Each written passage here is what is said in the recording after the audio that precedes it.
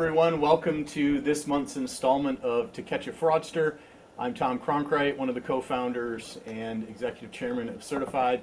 And each month, this series is designed to bring to you, your teams, your customers, and your communities the fresh and the up-to-date trends that we're seeing by way of frauds and cybersecurity and just things to be concerned with.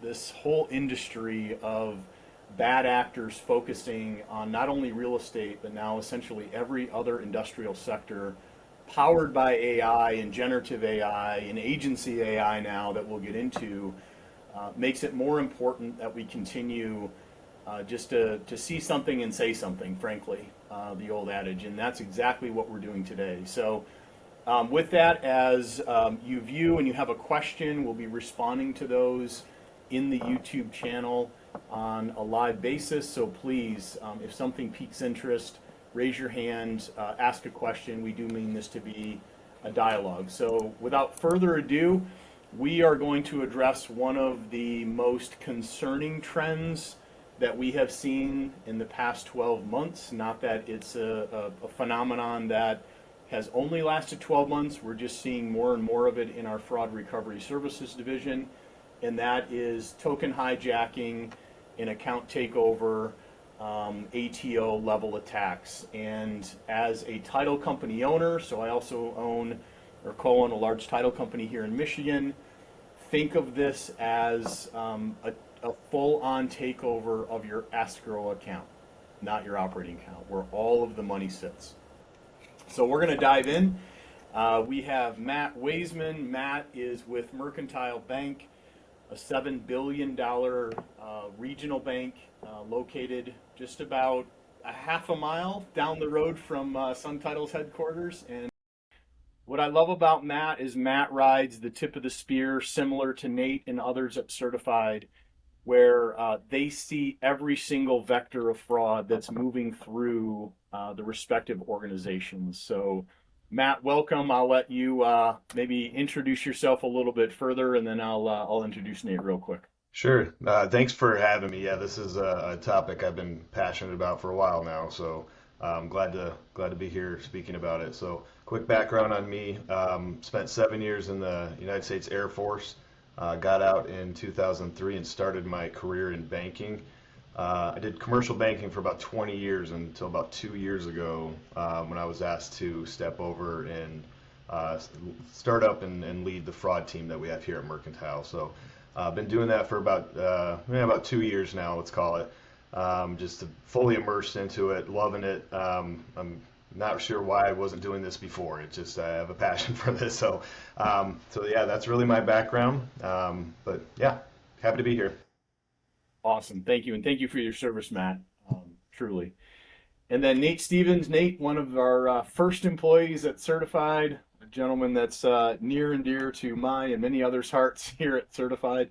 And he has grown in the organization now to lead and manage our fraud recovery services division. So this is a division that's several years old now that literally takes inquiries or requests from victims that have experienced a wire fraud and try to get their money back. So Nate's a wonderful individual. For those of you that may have had an intersection with fraud, this is the man behind the emails and the late nights and the weekends tracking money around the globe. So Nate, why don't you backfill a little bit of that with your background and what the day-to-day looks like for you and your team as you lead these recoveries. Yeah, thanks, Tom. As Tom mentioned, y'all, our fraud recovery services team supports victims, right, in that kind of worst moment that they're facing following a wire fraud, an ACH transfer, an account takeover, token hijacking incident like we're going to talk about today, to work with our U.S. Secret Service partners to support in funds recovery, right, kind of hoping and working hard to get those funds back. We see a lot of different frauds. This is one that Tom and I have talked about a lot recently as it reemerged and kind of took a pretty strong grasp on the percentage of victims that it impacts that are coming across our phone lines. So yeah, eager to talk about this. Matt, thanks for joining. And Nate, if I have the stats right, we just surpassed a couple months ago 100 million returned back to victims through your group at Certified. Do I have that right? Yeah, and it continues to grow. I think we're touching on 120 million at this point, right? Wow. Yeah. Frauds like this, we're going to talk about kind of the average loss amount. Definitely support that increase, and it's always kind of a bittersweet, right? We want to see that number be larger, but that means that more people are falling victim, more of these frauds are becoming, larger losses. So, yeah, it's again bittersweet, but over about 120 million at this point. Russ. Life changing, man. Keeping businesses with their lights on, and I've heard some of the victim impact recordings and just how deeply emotional these instances are. So, with that, here's what we're going to cover. We're going to talk about what it is. What is token hijacking? What's the playbook? How does it present to the organization? And we're going to spend most of the time walking through examples. So between Matt and Nate and some of the things I've been interacting with, we want to create an expression of how these things play within the organization, with the idea that you would take this back and train your teams. So when we talk about token hijacking, this is, so you think about a token, you have typically, let's say online banking, you may have a username, a password, and then you get a token. That token could come through an authentication app like Microsoft Authenticator. It may come through SMS. It could come a variety of ways, but it's that last kind of mile of defense that your banking partner is providing you, your financial institution provides you to gain access to an account where you can go in and do something. Let's say you're sending money or receiving funds or checking on a deposit, whatever it is. So with token hijacking, which is a kind of that last mile of account takeover, they seek to steal the token. And they do that through kind of a next level social engineering and impersonation of a trusted source, with the idea that somebody voluntarily gives up that token and then the fraudster gains access to the account. So in a lot of our sessions to catch a fraudster, we've talked about wire fraud, where somebody ingests wiring information that they believe is true but came from a fraudster impersonating a trusted party. This is where the fraudster impersonates the bank, typically, to get that token, and then the fraudster has access to the actual account, and we'll talk about how quickly things move once the account has been compromised. IBM recently issued a report. They have an annual report called the Threat Intelligence Index. They reported a 71% increase in compromised credential attacks. That's what we're talking about. ATO, account takeover. The average breach per business, and this is not a typo, is $4.5 million. Now in the title industry, that's probably a little bit lower, but these are the big stakes. This is I'm not in business tomorrow type takeover and threat, which is why we wanted to highlight it on this month's session. So Nate, walk through. So I started to see these come in earlier this year, and then at some point reached out and said, you know what, we got to do it to catch a fraudster on this, because this trend just continues to happen. So walk us through what you've seen from the Fraud Recovery Services desk this year as it relates to account takeover. Yeah, and like I mentioned earlier, right, this is something that's more or less reemerging, and it stayed fairly consistent. Starting in about February, we started to see this uptick in our desk, all the way, took one on last week. Right, this isn't going away because they're being successful, and the funds they're gaining are continuing to come into their pockets. So, our data is always a little anecdotal, right? Folks have to find us. We're typically in the real estate space when people are reaching out for support, but nonetheless, it's pretty representative of two significant, nuances of this type of fraud that, we see across a lot of fraud types, but specifically with these account takeovers, it's industry agnostic, right? I've spoken with churches, manufacturing, law firms. I've even had two of these specific cases where title companies whose operating accounts were completely drained from this type of fraud. Right, so this is hitting close to home in our real estate kind of cohort that we typically work with, but industry, geography agnostic, it doesn't matter. If they can get to you, they will steal those funds. One of the other parts that I've seen in these frauds specifically is just an increase in the average loss amount. Right, I think across these cases it's just over $500,000 compared to our regular kind of business email compromise wire fraud incidents sitting closer to $350,000, $400,000 in average loss. And obviously, right, we're going to talk about kind of what this looks like, how this works. But when somebody has access to your account, they drain it, right? Compared to trying to convince you to provide them, a wire transfer for as much as they can get. When they have access, they're going to take advantage of that access. Now, the really interesting part on the funds recovery side from this account takeover fraud is the way that this fraud type challenges recovery of funds. Right? If you think about our typical business email compromise, wire fraud, or ACH transfer, right, where you're receiving either a vendor invoice or wire instructions for a disbursement payment, you are sending that one transaction, typically a lump sum, right? Even in real estate, our transactions are very large, so call it a $300,000 mortgage payoff. You send that to one account, right? In that instance, we can freeze that account. The bank may notice that transaction, right? An account that doesn't typically receive large sums just received a large bulk transfer, right? So there's a number of ways that it's actually easier to recover those business email compromise frauds. But when it comes to account takeover, right, and we're going to kind of outline again what this looks like, these frauds have a different flavor, right? This is somebody gaining access to your account, and whether it's intentional on the fraudster side or not, they are dispersing these funds in multiple transactions, smaller transactions, right? For example, one of the cases that we took on recently, 47 transactions left that account that was compromised to 10 different banks, all for under $50,000, right? Nearly instant, right? We're talking about 30 minutes maximum for them to completely drain an account and send 47 wire and ACH transfers around the country. Right? So when we think about trying to recover that with the resources that folks like Matt have, folks like our U.S. Secret Service partners have, we're now talking about contacting, again, 10 financial institutions across 47 accounts, trying to get information, trying to restrict accounts. If those funds left those accounts, we now have a web that extends even further. Right? So the challenge is, again, whether this is intentional or not, I'm assuming intentional. These folks are, again, coordinated fraud actors. It makes it extremely difficult to recover these funds.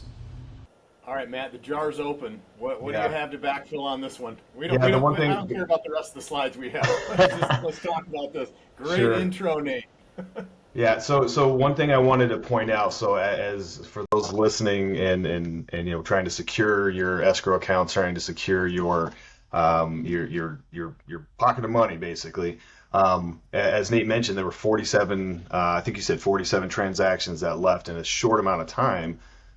You can work with your bank to get velocity restrictions put in place. So that's one tool we use as a financial institution, and a lot of financial institutions will do this. That say, hey, your typical transaction amount or transaction volume for the day is 10 or 20 transactions a day. So if we see 47 transactions come ripping through there, a velocity stop will stop that, right? So that's one thing I just wanted to point out when you had mentioned that it's another stopgap to help prevent that money leaving the account. The compromise has happened, but still preventing that money from leaving the account and really, triaging the bleeding, if you will.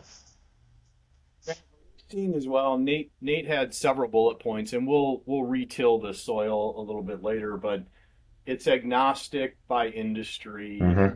It's happening more, and I would argue that the loss ratio, Nate, is probably just relating to the balance in the account. And the concern that I have from a title industry perspective, and whether or not the industry has thought about this, there's typically 100-to-1 lever on the title industry. And what I mean by that is for every dollar of revenue generated that hits the operating account, there's $100 collected and escrowed in the escrow account. It's 100-to-1 lever. It's a massively large lever. And it's a lever that when we talk about risks like this, we cannot insure as an industry against this type of takeover because it would not be covered. It's a voluntary act. It would not be covered by our E&O or cyber. And even if it was, it would be limited to some small amount, maybe 250,000 max. And the banks will look at this, and they will look at this to say, look, you got tricked. It wasn't our system. You voluntarily gave up the last set of keys to the kingdom, and they drained the account. So, Matt, anything to kind of pile on to those points that Nate made? Yeah, just I guess big picture, I kind of look at this as economies of scale, right? These fraudsters, the technology that they're using, the AI that they're using, it's expensive, right? They're running a business. Fraud is a business, right? So that barrier to entry for that the high tech AI software that's going to do voice changing, that's going to help create those synthetic IDs, everything that we're fighting against, it's expensive. So generally speaking, they're not going after the small mom and pops, right? They're going to where the money is, right? They want that return on asset as quickly as possible. So they're going for those larger companies. So to your comment earlier about it being agnostic, I would say I'd put a little caveat in there. Agnostic to the sense it doesn't matter what industry it is. It's churches, it's manufacturers, it's everything in between, right? But I will say that they are looking at those larger companies because that one hit can recoup that cost of that software that they spent that money on. Do you want me to go now into the examples of how we see that account takeover happen or? Let me get a little bit. Let me build some scaffolding here a little bit All right, on sounds what good. it is and how it happens, and then we're going to dive deep into stories Perfect. that hopefully are so unforgettable they'll be the fodder for everyone's next training session with their teams and their clients. I hope so. Um, so why real estate? I mentioned that 100 to 1 lever. The title industry moves a little over $2 trillion in and out of its escrow account. When refinances heat up, that could top 3 trillion. If you speak to your mortgage lenders, and I recommend that you do, they are predicting the largest cash out refinance cycle that anybody listening has seen in their lifetime. There's just so much untapped equity that once rates hit some level, that is going to be tapped. And now all that money is going to be converted into wire transfers and closing checks at the table. And the fraudsters, they know it. They're reading exactly what we're reading, and they know what'll happen. So know that just in real estate, there's so much information around our industry, the average size of the transaction, and in this case, it gets into, okay, how, to Matt's point, that's a bucket of opportunity. Where's the well? Where's the well of opportunity when we think about the title industry in particular? And to Matt's point, that's the escrow account, where millions or tens of millions or hundreds of millions per title company are sitting on an average daily balance basis. So, Matt, maybe walk through the mechanics of this. Like, what is it? And then we'll kind of look at their toolkit as you've been able to dissect it over the years. Sure. I'll run through just a kind of a generic example of an account takeover, if I can do that. Sure. So basically, what we've seen and has been fairly typical across the industry is, and we've all got them, those text messages that say, "Hey, you have a potentially fraudulent transaction on your account. Did you do this transaction?" Yes, click yes or no kind of thing. And smart folks will say, this seems fishy. I'm gonna delete this. I'm gonna block who this came from.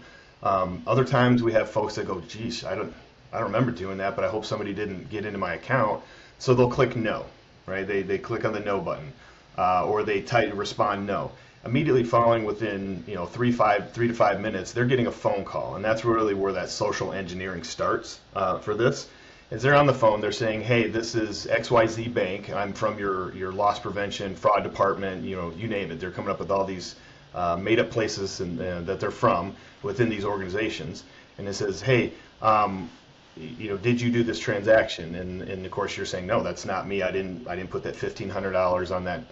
Didn't charge that." And they say, "Okay, that's fine. We'll make sure that doesn't go out the door. We'll stop that for you. But before we do that, I'm going to use Tom's example. So Tom, before we do that, I need to make sure that this is Tom I'm talking to. So Tom, do you have the phone that you normally do your transactions on, or the device you normally do your transactions on?" And Tom says, "Of course, I have my phone right here with me."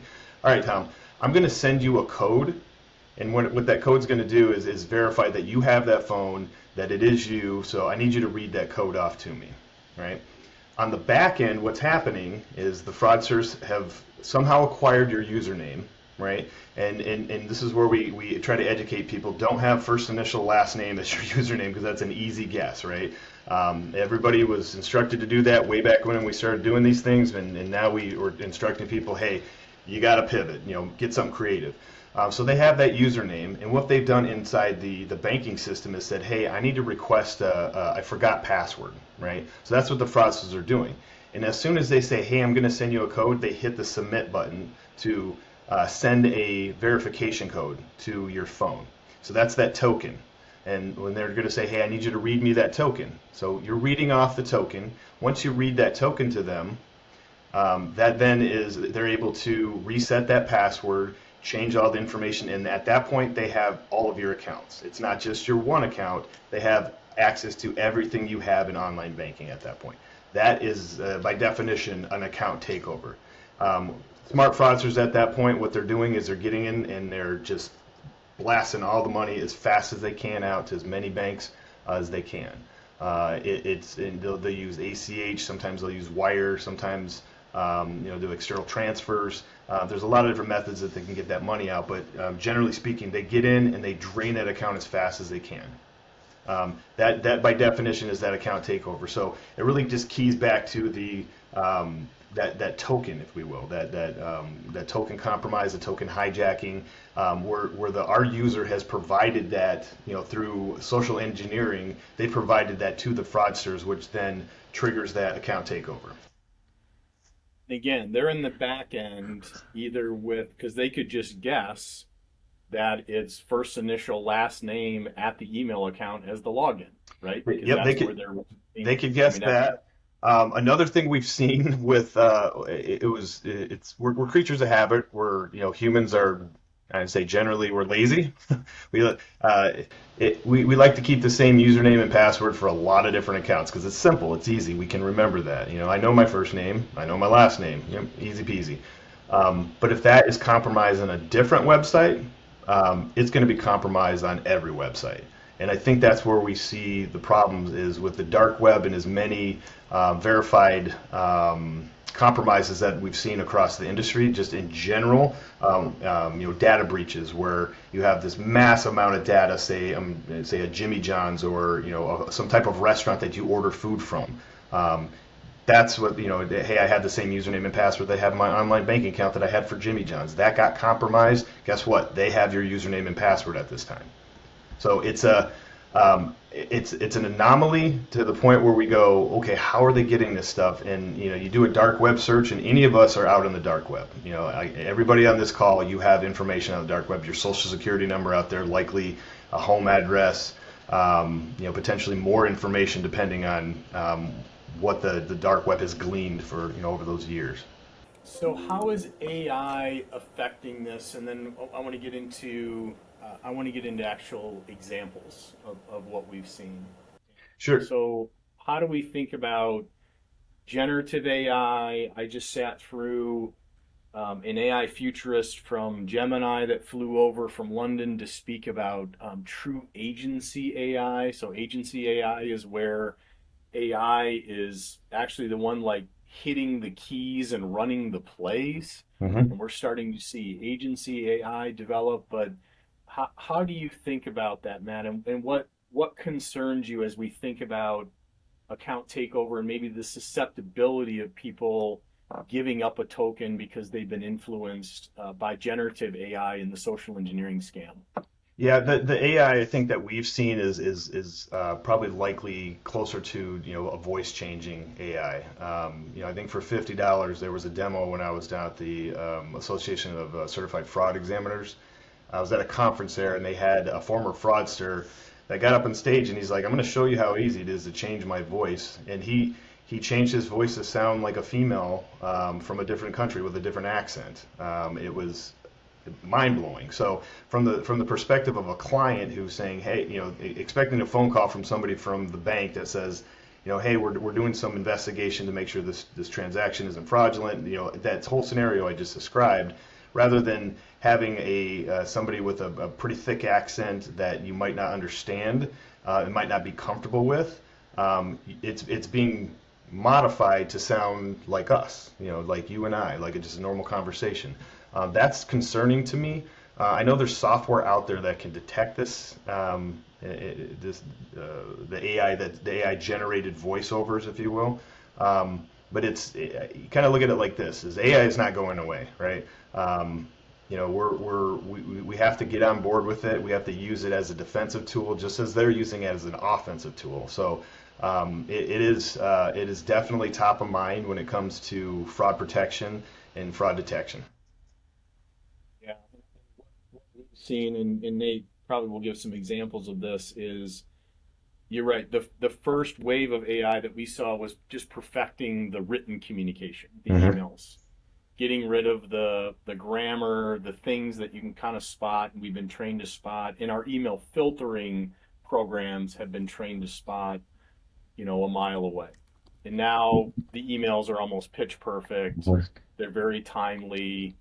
They speak in the inflection of, we're in the Midwest, right, versus the South or the Northeast or the West Coast. Then we saw, to your point, voice cloning, where Matt, just 5 seconds of your voice run through a filter of AI, and then you can make that say whatever you want it to say. And now we get into deep fake, where all of us could be essentially generative AI on this webinar today. And somebody behind the scenes could be impersonating us from a still photo that we have socially posted or that they get their hands on. And we had an example of that last month of Gen AI. And I think the challenge is, you're right, there's AI layers from a corporate perspective, but you're talking about like Acme Sand and Gravel and the front desk, individual that is controlling payments, or, a disbursement officer at a rural title company that's just trying to get the mortgage payoff out and gets an alert from the local bank down the road saying, hey, something looks suspicious, and it sounds like the individual. Could you give me that token and let's peer into it together? And I think that's the concern, is they're going to make AI feel like a really warm, trusted blanket, if you will, when you think about the next layer of social engineering. So, all right, let's get into stories, guys. So Nate, I'll let you lead off, maybe with a recovery that we've had that you have details on, and Matt, cue up in your mind. And there's I don't really care about the industry. It's more like, what do you know about the fact pattern, and what was kind of the impact on the industry and the result, or the individual and the result that led to an account takeover and ultimately a draining of the funds? Yeah, and as I kind of reviewed those 16 cases we've had this year, two commonalities in the kind of emerging social engineering tactics that these folks are using in this fraud type were almost common across every one of them, right? And I really think it's important for everyone to know these and be aware of these, because again, it's very convincing, right? And that's where the social engineering stems from, how it starts, right? The first one is something we've been talking about for a while. Tom, I recall you doing, at conferences, using spoof card, right, and spoofing phone numbers. One of the commonalities that we've seen in these cases is you receive a phone call, right? Random phone call, right? We all get them. This one has, your fraud department listed on, your bank's fraud department listed as the name, right? The number looks the same, and the person on the other side of the phone will say, hey, look at the back of your card. It's the same phone number, right? Using that as a validation point, which to anybody, right? You don't have my card. I'm looking at my card. How did you make this happen, right? That's a pretty interesting validation point that they're using in this. That's a little different than the BECs that we typically see. The other commonality that this one I think everybody should be aware of and you should warn your teams of is them reading your account number back to you as a validation point for who they are, right? To most consumers especially, maybe not as much businesses, but probably the majority of businesses, you think your account number may be a secure validation item, right? It's your account number, right? Why would somebody know that? Well, every check, every invoice you send out has your account number. Essentially, what I tell victims, and Matt, you can correct me if I'm wrong, I always tell victims to assume your account number is publicly available information, Yep. right? Again, you are sending that out to hundreds, if not thousands of people in businesses a year. It's exposed. So when somebody reads that back to you, a lot of these victims in hindsight have obviously looked at it and said, wow, I can't believe that. But they're like, oh, wow, you know my entire account number. Your phone number that you're calling from is on the back of my credit card. Sounds good. Let's go. Right. So Well, it's a really and interesting they're part calling of to that. help them. That's the thing. Like Yeah. they're like, hey, Nate, I'm just calling to help you protect your money. Mhm. Yeah. Yeah. And they do a great job. I mean, in a lot of these frauds, but again, specifically with a fraud department, it's not just one actor, right? They say, oh, I'm in the XYZ department. You actually need to talk to Tom. He's in the bank fraud security ultra department. And you get transferred over to somebody else. And they know everything you've just talked about. They know all the same details and they talk to you and they transfer you to the next person, right? So all of this validation, again, common across all of the account takers that we've seen, is just a really kind of evolved social engineering tactics. So Nate, if I could, I want to pull that a second, Nate, and then Matt, hold on. So Yep. so what you're saying is when so if American Express calls me and says, hey, we have a fraudulent charge that we've flagged. I need to verify your identity, right? So it calls my number, it shows American Express. American Express has 4 digits on the front, but 3 on the back. So I'll always ask for the 3 on the back, right? And then they'll transfer me to someone else. And in that transfer, say, hey, I'm so and so, and I have so and so else on the line, and they're going to help you further. And Matt mentioned, like, this is enterprise grade. Like, that's part of the social engineering. Like, it's pre-bedded to make you believe that, oh, there really is something wrong here. And you're on a recorded line and blah, blah, blah. So, Matt, I didn't mean to cut you off, but when you mention that, Nate, I mean they're following the natural sequence that we have been trained by other institutions that are trusted when there is legitimate fraud Yeah. and they're trying to protect our accounts. So the one thing I was gonna point out to Nate had mentioned about those account numbers that are out there. So if there is an account takeover, say for a business or even for a consumer, again, that those fraudsters, when they get into that account, they have full access to your accounts, right? Like everything, and you're kind of going, great, they can see my accounts. Well, the other thing they can see is your transaction history, who you sent money to, what those account numbers that you are sending money to. So that's just as much value to them as that money that they're extracting, because that information, because they're going, okay, I got 10 accounts, 10 new recipients that that these guys transacted with. Now I can use that and go after those folks, right? So they're every one of these account takeovers, and you look through the history in the online banking. When I'm doing my investigations through this, my team's going through and we're going, okay, the first thing they did is they went into the account history and downloaded that account history before doing mostly anything. Before doing a transaction, they're getting that account history. Because usually when you're doing a transaction that triggers, in the back of your mind, like, wait a minute, I didn't mean to send $200 or $2,000, whatever the amount is. Then you get in and start looking at this, and then you start, waving your hands at the bank, going, what's going on? Let's lock this down. Whereas, their initial grab of that information, they're using that. So they just reset their game and said, okay, cool. This one might not work, the one I'm currently in, but I just got 10 new victims out of this, potentially 10 new victims that I can go after. So they're constant With a fake invoice fraud or something like that, fake right? invoice Like, fraud. They can, yeah. yeah, and there might Right. even, even inside those transaction histories, they could, they're getting account numbers, routing numbers. They could even have a name on that, so they can get pretty creative when it comes to generating, based off of those. So. Any specific examples? And then I want to cap this thing with some really important things that the industry can do to protect their accounts and put some additional locks and keys, Yeah. no pun intended, Yeah. with accounts. So So one of the things I do want to talk about, we've seen quite a few of these over the last year, is it's an added level to that social engineering. So they get them on the phone, and it's, hey, by the way, I need to let you know your lender is under investigation for fraud. right? They start coming up with, these things like we can't have you call Bill, who's your lender at the bank. Don't tell Bill about this, or don't talk to anybody at the bank because they're under investigation for fraud, for embezzlement, or for whatever thing. So you're kind of going, as a business owner, you're like, whoa, my banker is under investigation for fraud, and I got the bank's fraud team calling me. Well, I better help them out. I wonder if I was scammed about this. So you don't reach out. Your natural reaction is if something goes wrong, you call your banker, right? That's what we want. Like, hey, I got an issue, or I got a problem, or I need something. They just generally don't call us to say, hey, how was your weekend, right? They're calling us when there's a problem. But what happens is it ends up just kind of escalating from there. It spins to okay, well, I can't trust Nate. I can't trust any of these people I've trusted for years at the bank. I better deal only with this person on the phone.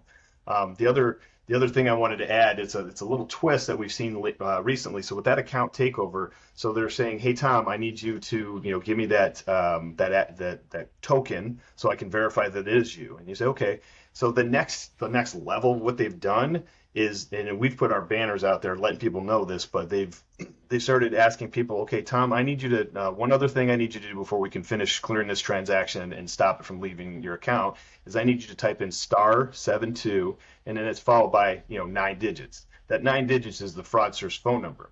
So if we flag a transaction on our end as suspicious and we're doing our investigations on it, generally what happens is we ask our lender or the person who knows them. They've talked to them, they've met them, they know this person, right? We ask them to reach out and verify that transaction. Well, when the banker is then picking the phone up and doing what we asked them to do and call Tom, hey Tom, was this you who did this transaction? Tom's not answering the phone because that phone has been *72 forwards your phone to the fraudsters. It forwards it to that number that's followed behind it. So you're on the phone thinking you're talking with Tom, saying, hey Tom, is it you? And so they're using that AI generated voice. They might have all of your account information to verify this stuff. So they're verifying these transactions and, oh yeah, I meant to send that $100,000 to that random bank that I've never done before. Yeah, absolutely. And we say, oh, okay. That's something else we've seen. It's happened a handful of times over the last year, but it warranted us to put that message out there on our online banking system. So hey, if somebody asks you to type *72, hang up, right? Just don't do this. And I believe for one of the carriers it's *21 also. So there's a couple of those, but yeah, that's just that added level of that social engineering that they've convinced these folks that the bank is your lender's under investigation. There was a breach in your account. I need this information. So basically, they're not only getting full account access. They're preventing you from kind of stopping them from doing what they're doing because our way of verifying is to pick the phone up and call them, right? And if we are talking to the fraudsters, that's not helping at all. It's probably making it worse, right? Yeah, it's like the last foot of defense because you're voluntarily stepping in as the institution to re-verify Yep. that these funds need to leave the account. So they're taking they're stealing the token, and then they're saying, and oh, by the way, I'm going to belt and suspender this thing. I'm going to have you forward all of your voicemail, all of your phone calls to our number in case the bank proactively reaches out as a last kind of lever. And Nate, we were talking before the session started on just flat out SIM swapping. So Yeah. walk through that in a situation that we ran into, this year with SIM swapping. And what is Yeah. it? Frame it with what it is. Yeah, and Matt, I'm happy you brought that up because a lot of these conversations, the bank can honestly be left holding the bag, right? It looks like why does the bank not have more controls, right? If we know that this exists, add something else, right? And at the end of the day, they're trying their best to do that, right? And I think the SIM swapping, the call forwarding aspect of this ATO fraud, it makes it probably twice, if not 3 times as complex, right? And more challenging to prevent. So for those that aren't aware of SIM swapping, it is back. I actually just listened to a podcast with our friends Matt O'Neill and Aaron West talking about SIM swapping and the way it's influencing crypto investment scams and pig butchering scams. SIM swapping is essentially, right, somebody allowing and kind of reaching out to the telecom company, right? Think your phone provider, and more or less convincing them to transfer your cell service to a different SIM card that they are in possession of, right? So you have your device is just a computer, right? An operating device The SIM card is what operates your telecom network, right? So essentially, they are taking that SIM card, transferring that over to another SIM card that they are now in possession of on a different device. Okay, so you still have your phone, it still turns on, all your apps work, but it does not work as a telecom device, right? So in these account takeovers, right, as Matt just walked through, the bank's going to call you to say, hey, these look weird, right? Why do you have 47 transactions going out?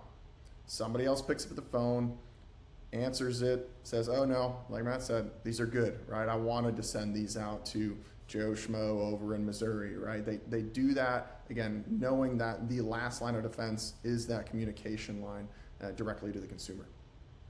With that, Matt, I was enlightened when we had our pre-call, and I want you to walk through some of the tips and tricks and meaningful layers that might not be that obvious. And I'll say this, I'll put my title owner hat on a second. If you're working with a financial institution that does not have a Matt on team and cannot articulate how they're going to do these things that he's going to walk through with you, you may want to have a tough conversation and think about a financial institution that does. These are proactive. These are what I would think of as investments in protecting the customer as a depositor. They are not required by law. They're not required under the UCC Article 4A for transferring electronic funds. We happen to bank with Matt's institution, and I'm just very happy that they've done this. So with that, I'm off my stump, Matt. All right. What should we think about doing to further protect our accounts? Sure. I think I might have mentioned this earlier, but so the velocity limits. So as Nate had mentioned, those 47 transactions that go out the door, that's a lot for said company, right? Some companies might do 200 transactions a day, and that's going to be different. So each company has to dial this down to specifically, it has to be tailor-made to them, right? Their defense posture has to be built around them. You don't want a 40-foot high fence around a trailer in a trailer park, right? It needs to be appropriate for this. So one of the things you can do is set velocity limits. So if your average volume for any given day is, say, 20, you shouldn't have the ability to do 47 transactions that same day. It should stop at that 20. Anything above that, it's going to get flagged for review. Hey, something's going on. That's one thing. That's one way you can do, and that's not necessarily going to stop all the money from going out, but it's going to stop a lot of that money. And the reasons, and let me just back up real quick, the reasons a lot of these fraudsters will do those smaller transactions that are under $50,000 is because we've put limits in that too. So your limit for transactions would be $50,000. Per transaction, we're limiting you to $50,000. Again, that's that individual case, that individual customer. That's what we determined was a good number for them. It could be 100,000. It just depends on the customer. Again, tailor-made to them. But so that limit on there, and so the fraudsters see that limit in there, say 50,000. Okay, well they got $1 million in here. How am I going to get $1 million out? And if I can't go above 50,000, well, I'm going to do 47 transactions at 49,999, right? They're going to get that right under the limit. And they're going to play that game. So velocity is a big thing in there. The second thing on here is dual control. I cannot stress this enough. It makes our client's life easier. Sort of. It makes our life easier because what you're doing is you're saying, okay, there's a transaction that was created by one individual at the company, and another person, has went through and reviewed and approved that. So as it comes through, we see those two names on there. Bill created it, and Sally approved it, right? That for us, we look at that and go, hey, there's two individuals at that institution that have reviewed this and have approved it, and so we get comfortable with that. The likelihood of two individuals at that same company being compromised is pretty low. Not impossible, but it's pretty low. So we encourage anybody who's out there that has multiple users available to do this, put them on there, right? You want one person creating and one person approving, and they can swap roles, they can do whatever. We don't care as long as there's multiple people at that company that is looking at this, and that's for us. That's another layer of protection. The velocity, you have dual control on there, and then third on the list here is verification of instructions. So business email compromise is a huge problem, right? Email has been compromise between two individuals or two companies, and what you end up having is fraudulent invoices that are produced from a company and then sent here saying, hey, instead of paying that 10 grand that you owe to us for the supplies that you ordered, we're not happy with our bank and we're changing banks, so send it to this routing and account number instead. So the normal person would go, oh, that doesn't make sense, and maybe I need to pick the phone up and call the company I know on file, right? But what's happening is folks are going, well, that makes sense. I've heard Bill complain about Chase Bank, and yeah, they're moving over to Fifth Third, right? That makes sense. They don't bother to verify this, right? Or what they do is they say, hey, this doesn't seem right. I'm going to call and verify. Well, they're calling the number on the invoice. And that number on the invoice is not the number for the company. The fraudsters are smart. They're not putting the actual company's number on there, they're putting their number on there. So verifying with your confirmed contract people that you have on file, not the number on there. So and fourthly on this is monitor your accounts. We cannot stress this enough. Like, we watch things, we look at things, but we're not in there monitoring your account balances, monitoring every minute transaction that's going on there. We have a lot of customers and clients that we're monitoring, as do all banks do, and we do our best to keep an eye on this stuff. But you're the keeper of your castle, right? You have to maintain positive control over your accounts and understand what's coming in, what's going out, where it's going, who it's going to, like all that good stuff, right? And then the last on this list, I would say, I could argue this is probably the most important one, is education and training for our clients. Don't click on these. There's a big push this month. Cybersecurity month is going on, but a big push is banks will never ask for that. So banks don't ask for certain things. We're never going to ask for you to give me your username and password. We're never going to ask for you to provide information that you wouldn't normally give out.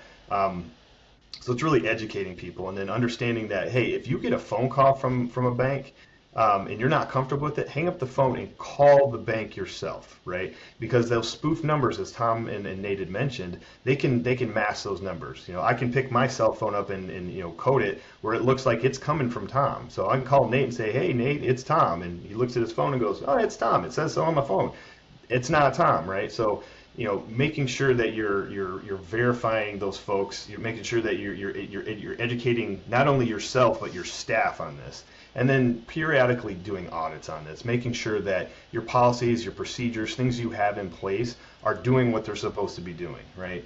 Are they stopping the fraud? Are they verifying the folks how we want to verify them? Or do we have the right limits in place for velocity and for volume or amount? So that's really, I think, educating is key.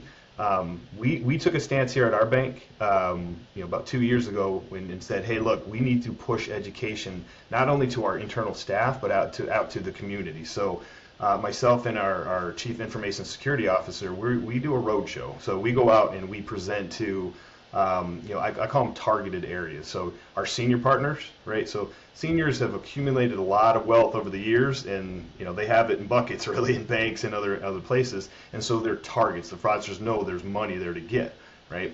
We've all seen the Beekeeper movie, and if you haven't, go see the Beekeeper. It really kind of outlines what those fraudsters are doing. So. But all that being said, it really just boils down to educating our clients and our staff. The other thing we do is we go out and we meet and we present to small business groups, right? So like a chamber of commerce, we've done this, where we have all these small business owners that they might not have the staff or the technology, the money to have all this stuff. But the question for them is like, what happens if it does happen? What happens when we what does your policy look like? What is your next step of action? What course of action? So we encourage folks to have at least a plan in place, so when it happens, it's not if, it's when it's going to happen. What are you going to do? How are you going to react? So just really, again, focusing in on educating and training, our customer base and our client base, and then our staff too. Talked about it: people, process, technology, incident response, kind of the four pillars. Yep.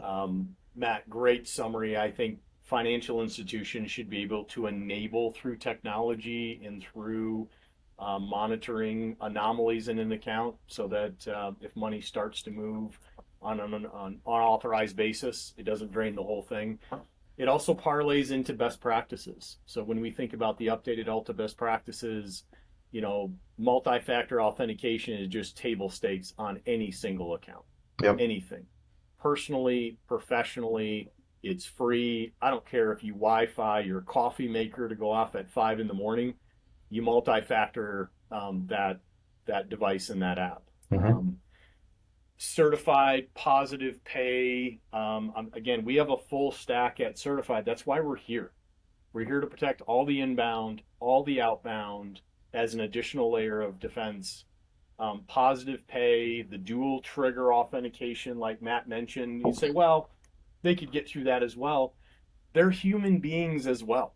So if you put the lock and the key and the lights and the cameras and the police are parked outside, they're probably walking past your property to the next property, right? And you'll frustrate them.